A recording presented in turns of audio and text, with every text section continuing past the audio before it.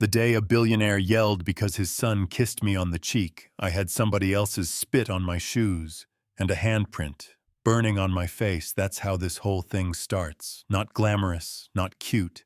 Just me, gray janitor, polo, cheap coffee breath, standing in the service elevator thinking, rent is due in 4 days and my little sister needs groceries. You know what I mean?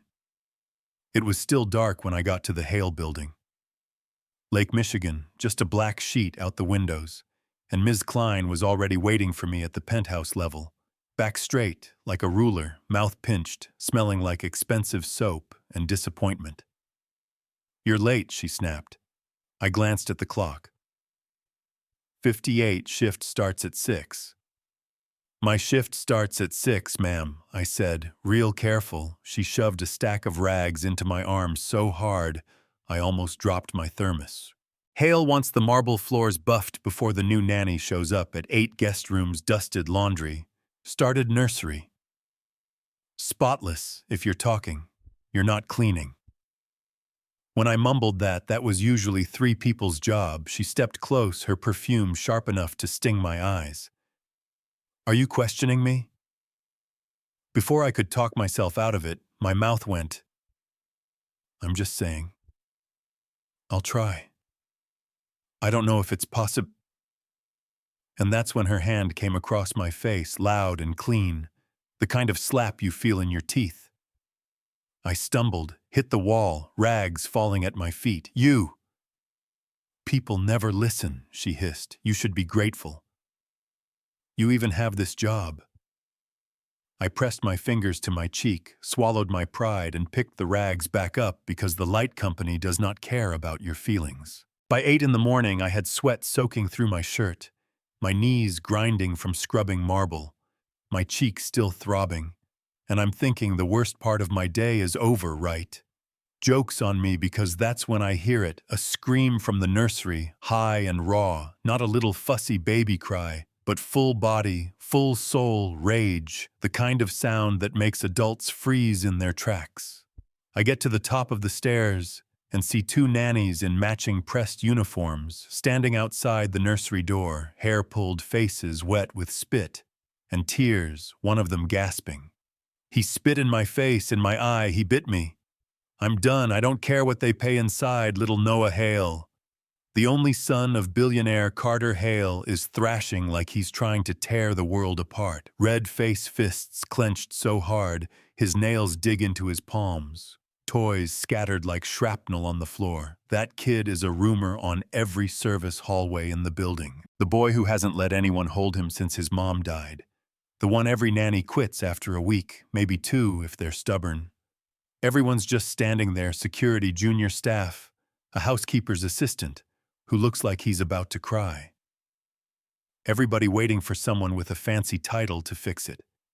And I don't know what possessed me, but I stepped forward. "Miss, don't." One of the nannies grabbed my arm. "He hates everybody. You're gonna get hurt." And I just looked past her at this little boy losing his mind and thought, that kid doesn't hate. That's not hate. That's something broken way down deep. And I know that sound. I've heard it come out of my own chest, so I walked in. The nursery looked like a catalog page, sky blue walls, soft rugs, designer crib. And in the middle of it, Noah, shaking, screaming eyes, wild. He locked on me at my brown skin, my faded gray uniform, my frizzy braid coming loose, and he just turned the volume up. If that was even possible, I didn't tell him to calm down. I didn't ask him. "What's wrong, buddy?" Like the nannies did, I just slowly lowered myself to the floor, sat cross-legged. So I wasn't towering over him, closed my eyes and started humming this little church song my grandma used to sing down in Georgia. Nothing fancy, 4 lines on a loop. The kind of melody that feels like somebody putting a warm hand on your back, saying, "Keep breathing." My voice shook at first, then settled. Noah's scream cracked, turned into these ragged sobs, then hiccups, and little by little, the room started to feel less like a battlefield, and more like a storm that was finally running out of rain. He stared at me, breathing hard, like he was trying to decide if I was real. Then he climbed out of his crib, tiny bare feet on that polished wood, took these slow, wobbly steps toward me. Every grown-up in the doorway, holding their breath, this kid who had spit in every face that came near him, walked right up to the janitor on the floor, pressed his hot, sticky cheek against mine, and then soft, as you please, kissed me on the cheek, the same cheek Ms. Klein had slapped an hour before, and all you could hear behind us was somebody whisper, "What the hell did he just do?" I didn't have to turn around to know that voice, Carter Hale himself, tall, put together, except for his eyes. His eyes looked like they hadn't rested since the accident. He stepped into the nursery, taking everything in, his son wrapped around my neck like a koala. My cleaning rag still in my hand. The shocked nannies in the doorway. "Who are you?" he asked, low and controlled. I swallowed. "I'm Tiana, sir. I clean the floors." Noah buried his face harder into my shoulder, like if I moved, he'd shatter. Carter watched that something shifting behind his eyes, something cracking open. "He doesn't let anyone touch him," he said more to himself than to me. "He hasn't, not since the crash, and that was the moment everything in my life took a hard left. By that night, I was in a guest room bigger than my entire old apartment, with a key card to the penthouse and instructions to be available for Noah anytime he needed me. "You did something none of the experts could do," Carter told me, standing in the doorway, like he wasn't sure he should come in. "If my son trusts you, that's enough for me right now." I wanted to tell him I wasn't a therapist or a nanny, just a woman who'd survived enough storms to recognize one in a tiny body, but I just nodded and said, "Yes, sir," because you don't argue with a man who signs your checks when you grew up counting quarters in a jar to keep the lights on. Ms. Klein did not share his excitement. She caught me in the hall the next day, arms crossed, lips thin. "You moved in fast," she said, eyes flicking from my uniform to the guest room door. "I didn't ask for this," I told her, and I meant it. She leaned in with that same perfume and said, "Girls like you never have to ask. You just smile at the right boy, and suddenly you're too important to mop your own mess there." It was that girls like you, soft on the surface, heavy underneath, I'd heard different versions of it. My whole life, in job interviews, in grocery stores, at bus stops. People who see your skin, your clothes, your tired eyes, and think they already read your whole story. You know what I mean? I could have told her about sleeping on a neighbor's couch when my mom first got sick, about counting the days until payday by how many ramen packets were left in the cabinet. But I just bit my tongue and went back to making dinosaur pancakes for Noah. Slowly, our routine became the heartbeat of that penthouse mornings in the kitchen, with flour on the counter and cartoons low in the background. Afternoons on the playroom floor, with blocks and crayons, me humming, while he drew wobbly circles, nights sitting by his crib, while he wrapped his fingers around mine through the bars, and refused to fall asleep unless I was right there one night. In the glow of his little nightlight, he whispered, "Mama," so soft, I almost thought I imagined it. It hit me in the chest like someone had pulled the air out of the room. I knelt down, brushed his curls back. "I'm not your mama, baby. My name is Tiana, but I'm here. I'm not going anywhere tonight." I felt a presence behind me, looked back and saw Carter in the doorway, eyes shining in a way that scared me more than yelling would have grief and hope fighting in the same space. Then Miranda walked in, and if you've ever met a person who looks at you like you're a stain on their favorite white shirt, you've met a Miranda. She was Lena's older sister, the late wife. All sharp cheekbones, winter white coats, and heels that sounded like gunshots on the marble. She found us one freezing afternoon in Lincoln Park. I was holding Noah's mittened hand, making up stories about ducks on the ice when a black town car pulled up, and out stepped Trouble with a designer bag. She slid off her sunglasses, took one long look at me, then at Noah. "So," she said, voice smooth and cold, "you're the singing janitor." I kept my tone steady. "I'm Noah's temporary caregiver." "Temporary," she repeated. Like it was a joke, right? And I'm only rude before coffee. She stepped in close so only I could hear.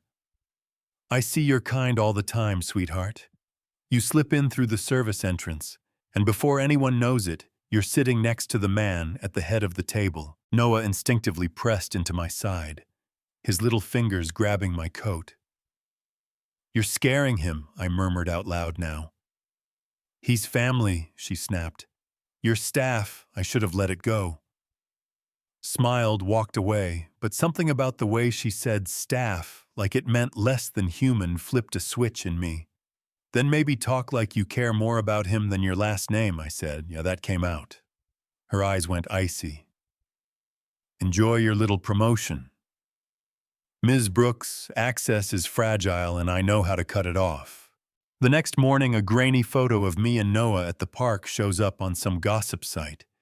His hand in mine, us laughing at something dumb, headlines screaming billionaire's boy and mystery woman, nanny or new love.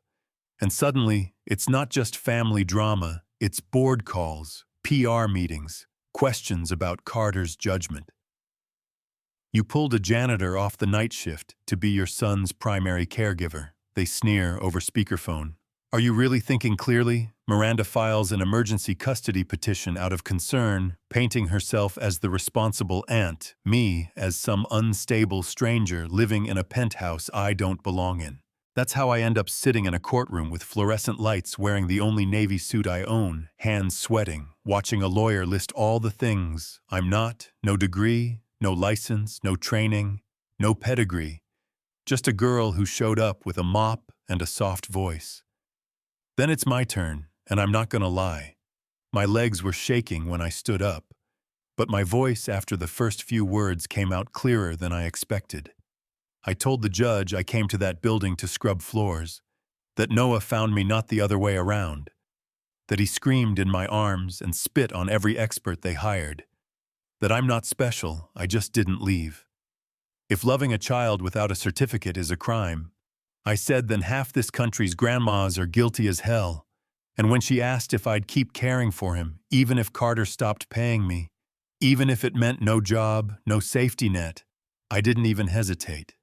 Yes, ma'am, slipped out before I could overthink it. The judge didn't hand us a fairy tale ending that day. This isn't that kind of story. She refused to remove. Noah ordered evaluations, brought in a child advocate named Margaret to watch me like a hawk, and sent everybody home to keep living in that tension. And just when I thought maybe things would cool off, I found a tiny black circle tucked under a floorboard in the old guest room. The security team found bugs in the nursery, vent in a lamp base under the dining table. Even inside a hollowed book on the shelf, somebody had been listening to everything, lullabies whispered, fears, private conversations, all of it, and then a little flash drive appeared behind Noah's picture books. Like a poisoned gift, I plugged it into Carter's office computer, and what popped up made my stomach drop. Security footage spliced and edited to make it look like I was sneaking into his bedroom late at night. Cut to black at all the right moments to imply anything they wanted. She wants you gone so bad she's willing to fabricate this, Carter said, staring at the screen, jaw clenched.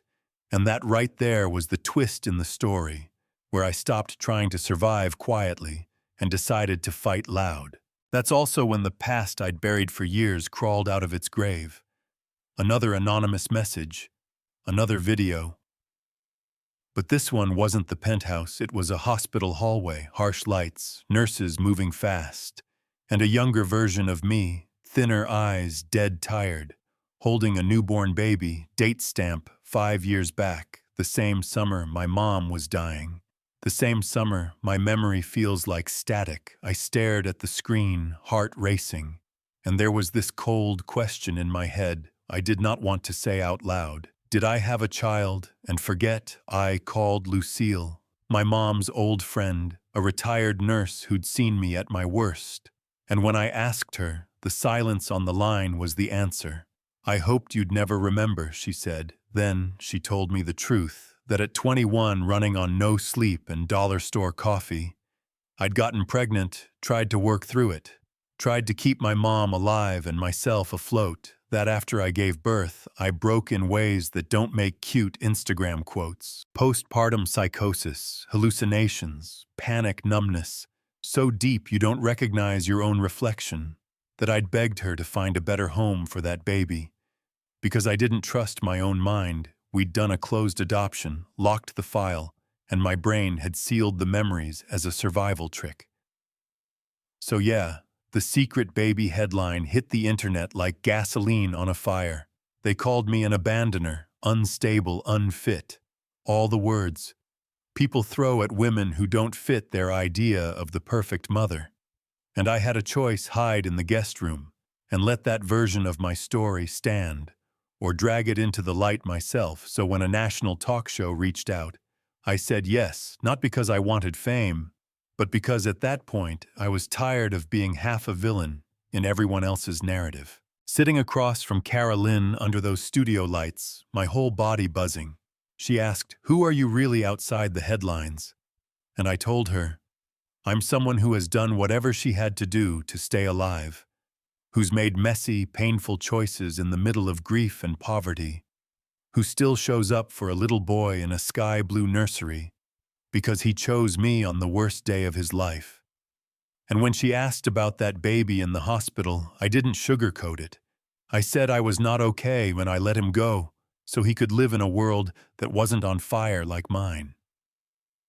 I'm not proud of the pain, but I won't be ashamed of trying to save both of us.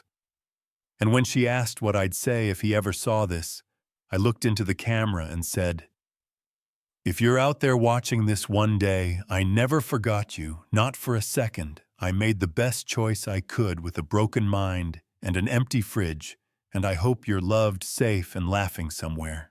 Public opinion turned in a way you don't see. Often people came out of the woodwork: adoptees, birth moms, foster kids, folks who'd been judged by people who had no idea what their nights looked like. They didn't see a gold digger or a homewrecker. They saw a woman squeezed by a system that demands perfection from the people with the least support. And yeah, Miranda's team still tried one more time, snapping a photo of me and Carter parked across the street from a Brooklyn daycare, watching a curly-haired boy in a red coat named Micah run across a playground without falling apart, my son, living a life I could never have given him back then. Headlines screamed stalking, but by then people weren't buying the villain edit. They saw a birth mother making sure her child was okay from a distance, and then turning away so he could keep that peace. Miranda's reputation didn't survive that season. Old NDAs, quiet payouts, patterns of control started leaking. She stepped down from the board to focus on her health. And I didn't sue her, didn't launch some revenge crusade, because honestly, my energy was better spent in the kitchen, making pancakes with Noah and working with Carter to start a non-profit for single moms trying to choose something other than collapse. We called it Second Chance Circle, not because we're saints, but because we know what it's like to be written off before the story's even halfway done. So here I am now, still tucking Noah in at night, still humming that same little church tune, still going to therapy, still waking up some mornings with my heart pounding for no reason. Still getting side-eye from people who only read the old headlines and never the follow-up. And somewhere in Brooklyn, there's a kid named Micah with 2 dads and a golden retriever who has no idea his birth mom once sat in an SUV across the street and whispered, "He looks whole through her tears." I don't know if he'll ever want to know me, and I've made my peace with that. Because love is not always about getting the ending you want. Sometimes it's about letting somebody else keep the life you gave them. And that's the part I want to put in your hands now, because people hear this story and they all have different takes. Some say Miranda was evil.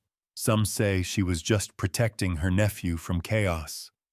Some say I should never have been let near a billionaire's kid. Others say I did what any human with a heart would do. So you tell me, what do you think is worse, the ugly decisions people make when they're drowning, or the way society never lets them live those decisions down? especially if they're poor, black, or both. Have you seen something like this in your own life, a mom judged for what she had to do? A kid healed by someone? Nobody respected, a family torn apart by optics more than truth? Drop your thoughts in the comments, argue. Agree, tell me what you would have done in my place because I've already lived this story. But the question of right and wrong, of justice and judgment, that part is still being written, and I'm curious which side you're on.